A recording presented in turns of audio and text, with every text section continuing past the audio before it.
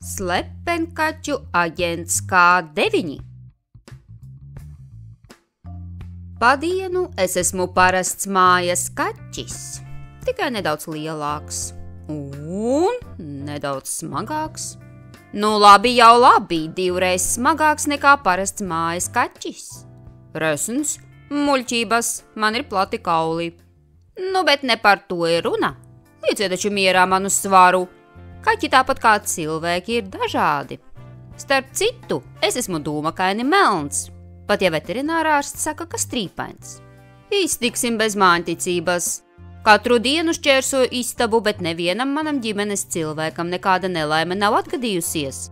Mimīga nokrīt apdauzās vai iespiež kādu pirkstu apmēram 15 reizes dienā, bet ticiet man, tam nav nekāda sakara ar manu spalvas krāsu. Tā gluži vienkārši nebūtu Mimī, ja viņai šādi ikdienu neatgadītos.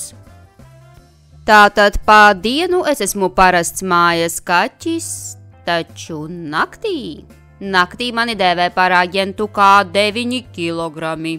Sava raženā auguma, diženu sasniegumu un nedaudz arī smago kaulu dēļ esmu sasniedzis vienu no augstākajām slepenkaķu aģentu pakāpēm K9.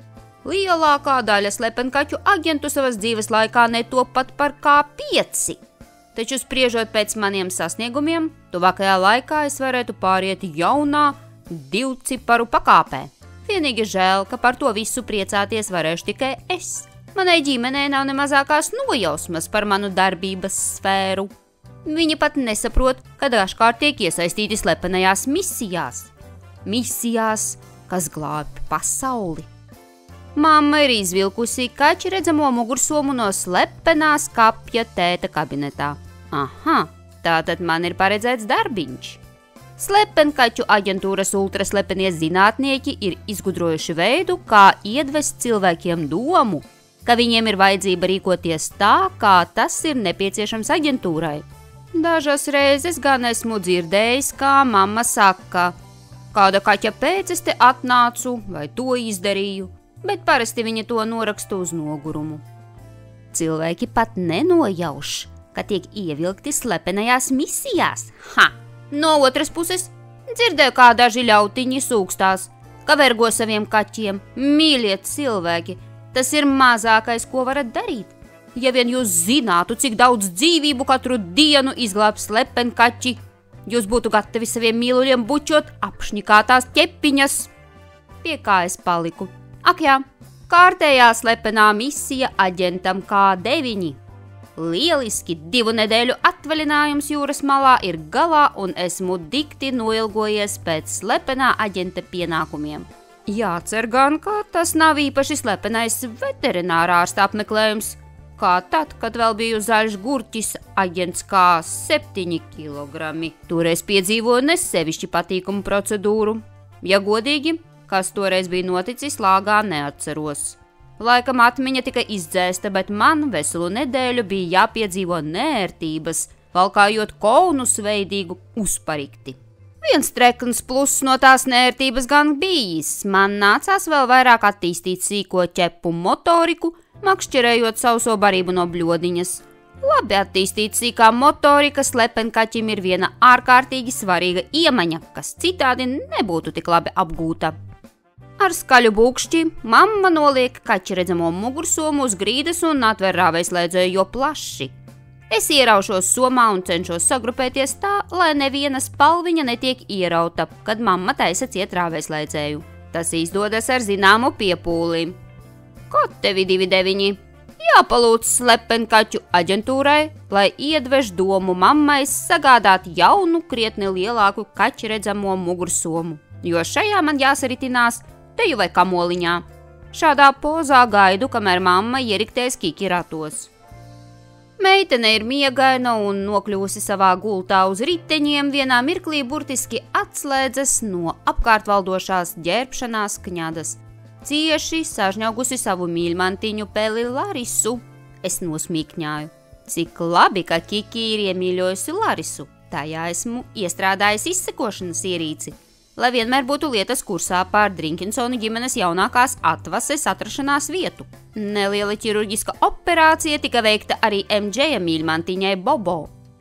un vismaz 18 nelielas ķirurģiskas operācijas mīkstajām mantiņām, jo viņa maina savu pieķeršanos mīkstajiem objektiem kā zeķes, kad tevi 29 nācās kārtīgi paķīvēties ar slepenkaķu aģentūras valdību, izskaidrojot, kāpēc man nepieciešamas tik daudzas izsekošanas ierīces, un tik un tā tas bērns ir vienkārši neprognozējams.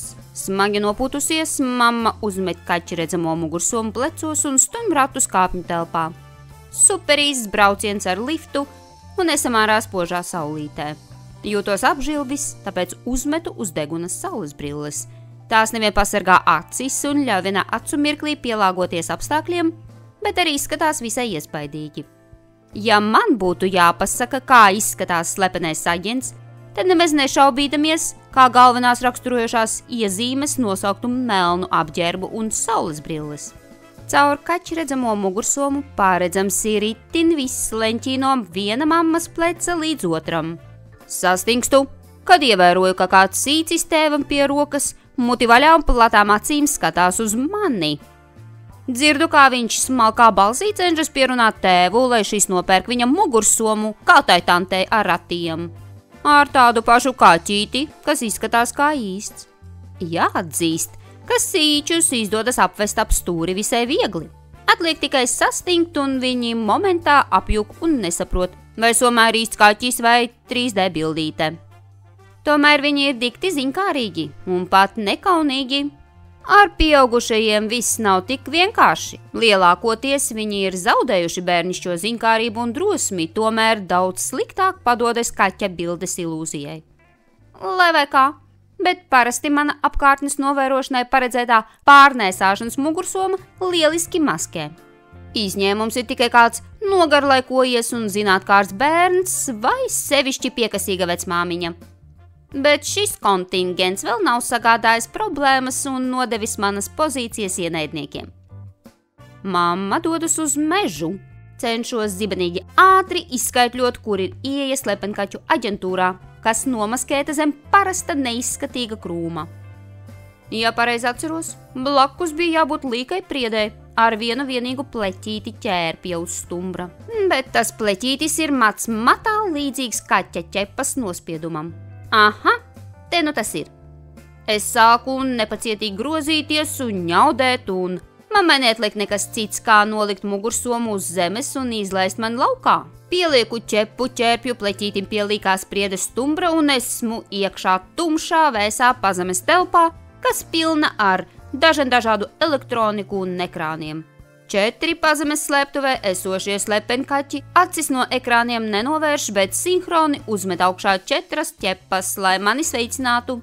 No blakus telpas iznāk mans boss un dakteris Murkovskis. Bez liekām runām Murkovskis veic savus mērījumus, aģentiem vienmēr jābūt pie labas veselības, un es neesmu izņēmums, pabāžot savu mēraparātu visās iespējamās vietās. Un noburkšķējis kaut ko par to, ka drīz vien man būšot vajadzīgs lielāka izmēra kostīms, nozūt kokos. Murkovskis nav sevišķi runātīgs, bet labs speciālists. Pievēršos bossam, kurš mērījumu laikā kūsītņām stāvējis nomaļus. K9, tev būs jānodod slepens dokuments aģentam S4,3 kilogrami, kurš gaida tevi atpūtas vietā pie MP. Nezinātājiem MP ir milzonīga ar zālīti noaugusi atkritumu grēdā, kas izskatās pēc ideāli apaļas pilsētas mēra galvas, kad tas uzmetis virsū peldcepuri, dodas peldēties savā bēdīgi slavenajā pilsētas baseinā. Tamdēļ arī to dēvē par mēra peldcepuri. Mūsu izlūki ir saņēmuši informāciju, ka par šo pasākumu lietas kursā mūsu ienaidnieki, tāpēc esi sevišķi piesardzīgs K9. Ar tiem nekad neko nevar zināt. Boss iedod man sīciņu flešiņu, kas izskatās pēc sausās suņu barības. Ak jā, flešiņš taču jānodod slepen suņu aģentam, tāpēc arī mūsu zinātnieki ir izveidojuši šādu informācijas nodošanas ierīci, lai nevienam nebūtu nevis mazāko aizdomu. Sīciņā ierīcīte pat ož pēc suņu barības. Bez liekām runām atvados no visiem un izlecu ārā no krūmiem. Ieraugot mani, mamma sarauc pieri. Zem smilšu skuju sausas zāles stiebriem Dāģiem, pērnajām lapām un pat čiekuriem ir grūti saredzēt kaķi. Un tomēr mamma mani ierauga, noliecas un dusmās sāk raut nost visu manu maskēšanās terpu. Skaidrs, ka šoreiz man nav izdevies nomaskēties pietiekami labi, ja jau viņa mani ieraudzījusi. Mana kļūda, bet no kļūdām mācās, vai ne? Mamma uzmet kaķi redzamo mugursomu ar nedaudz sapīkušo, kamolā sarāvušos saturu mugurā un stingrā solī stūrējot ratus ar vienu roku dodas ārā no ugunsbiķeru meža. Viņa stūrē līdz pat MP atpūtas vietai. Tur nākas veikt neplānotu apstāšanos, jo Kiki ir pamodusies un pār visām varītēm grib izkustināt kājas sulīgi zaļajā zālītē. Man tā ir lieliska iespēja tikties ar slepensuņu aģentu S4,3. Ja godīgi, tad visa tā slepeno aģentu padarīšana pamatā notiek naktīs, un dienas darbs gadās visai reti. Dienā maskēties un darboties ir sevišķi grūti, jo šķiet, ka visam un visur ir acis, un arī ienaidnieks nesnauž. Tālumā aptuveni 263 metrus no manis ieraugu visai nosacītu suni. Kāpēc nosacītu? Jo viņš kā minimums ir 2 reiz mazāks par mani. Kamēr stāvu kā iemiets šaubās, vai tas varētu būt īstais S4,3, mazais kverkšķis izdod skaņas signālu. 4 īsus rējienus un 2 garus. Tas ir atpazīšanas signāls. Manā priekšā, tas ir 263 metrus no manis, stāv slepensuņu aģents S4,3. Nepārtraukti grozot galvu pa labi un pa kreisi, dodos suņa virzienā. Ieraudzījis mani, slepensuņu aģents uzsāk kustību man pretī.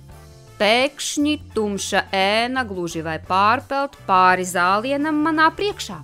Paceļu acis un noriju kamolu. Ienaidnieks. Cenšos saglabāt mieru un nedot ienaidniekam saprast, ka esmu to pamanījis. Ēna kļūst mazāka, bet tumšāka. Un saprotu, ka ienaidnieks tuvojas. Atgriežos pār 180 grādiem un metos mammas virzienā. Atskatos, man tuvojas vārna. Pielieku soli un atskatos vēlreiz. Katevi 29. Nu jau man seko 2 vārnas. Zibens ātrumā pietuvojos ratiem un ar slaidu lēcienu iemetos tajos. Mamma ierauga, ka raušos zem sedziņas. Paķer mani un izmet ārā. Šat! Tu taču nošmulējies kā tāds ušķis! Vārnas tuvojas. Naidīgais putnu skatiens gluži vai pienaglo mani pie zemes un es nespēju pakustēties. Mamma ierauga, ka vārnas brūk man virsū. Paķer Kiki peli Larisu un sāk to haotiski vicināt un bļaustīties, atvērot agresīvi noskaņotos putnus no sava mājas mīluļa. Es atmostos kā no miega un metos iekšā grozā ratu apakšā, kamēr mamma atgaiņā putnus ar jaunākās meitas mīļmantiņu, slepensuņu aģents skaļi riedams, itin kā uz vārnām, pieskrien klāt manai slēptuvei. Izliekoties, kā palīdz dzīt prom lidojošos agresorus, S4,3 pastiep ķepu manā virzienā. Sniedzu pretī savu trīcošo ķepu un nododu viņam flešu. Slepensuns piemiedz man ar aci un metas atpakaļ uz sava saimnieka pusi. Atviegloti nopūšos un skatos, kā mamma cenšas noķert sajusmināto Kiki un ieriktēt viņu ratos. Vārnas piezemējušās 12 metru attālumā ļauni un šķiet arī visai neapmierināti glūn uz mani. Vēlreiz nopūšos. Savu uzdevumu esmu paveicis. Informācija ir nodotas sabiedrotajiem. Kad atgriezīsimies dzīvoklī, uzrakstīšu īsu atskaiti bossam. Jā, šodien neesmu bijis uzdevuma augstumos, bet savai aizstāvībai varu teikt, ka gaišās dienas laikā nespēju parādīt visu savu slepenā aģenta potenciālu, kā tas ir iespējams nakts laikā. Dienas laikā traucē cilvēki. Lai gan taisnības labad jāsaka, ka pašai nemaz neapzinoties, mamma man šodien palīdzēja veikt slepeno uzdevumu.